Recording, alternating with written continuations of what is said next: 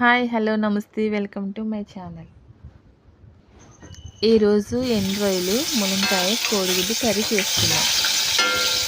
దానికోసం ముందుగా బాండి పెట్టుకుని ఆయిల్ వేసుకుని అది ఎండు రొయ్యలు ఉన్నాయి కదా, అవి వేసుకుని కొంచెం వేగించుకోవాలి.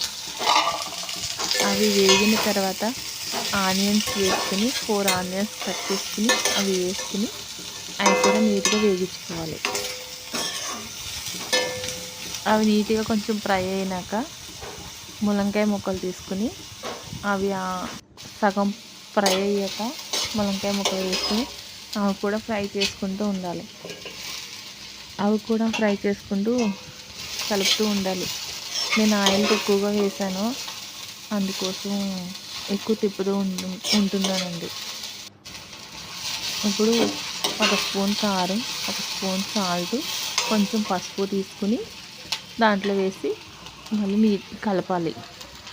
గరం మసాలా పౌడర్ తీసుకుని ఒక 1/2 స్పూన్ వేసుకుని ఇవన్నీ వేసుకుని కలుపుతూ ఉండాలి. అవి బాగా కలిపాక కారం ఉప్పు అంతా ములంకాయ ముక్కలకి పట్టాక మళ్ళీ ఇప్పుడు 1 గ్లాస్ వాటర్ తీసుకుని దీంట్లో వేసుకుని కర్రీలో వేసుకుని కలుపుకోవాలి. నీట్గా కలుపుకోవాలండి. మొత్తం కలిసాక ఇప్పుడు వాటర్ వేసుకుని కలుపుకున్నాక దానికి మూత పెట్టుకుని కొంచెం సేపు ఉంచాలి.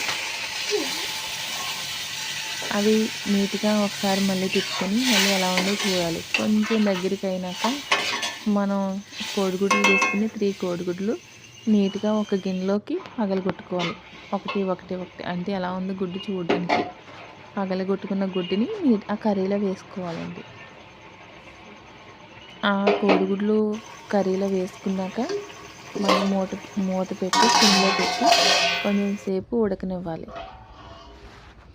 సిమ్లో పెట్టి అది ఉడికించుకున్నాం కదా, ఒకసారి మళ్ళీ తిప్పుకుంటూ చూడాలి. ఉడకపెట్టి కూడా గుడ్లు నీట్గా ఫ్రై చేసి కర్రీలో వేసుకోవచ్చండి, అలా కూడా వేసుకోవచ్చు. ఇలా అయితే ఇంకా లోపలంతా కూడా మసాలా ఉప్పు కారం అన్నీ పట్టి చాలా బాగుంటుంది అనేసి నేను ఇలా గుడ్డు వేసినప్పుడు ఇలా వేస్తాను. ఉడకబెట్టేదానికన్నా ఇది చాలా టేస్టీగా ఉంటుంది. అందుకని ఇలా కర్రీలో పొడుస్తాను అన్నమాట. ఆ గుడ్డు అంటే కొట్టేసి కర్రీలో వేసేస్తాను. అలా వేయటం వల్ల కర్రీ అంతా కూడా చాలా టేస్టీగా ఉంటుంది.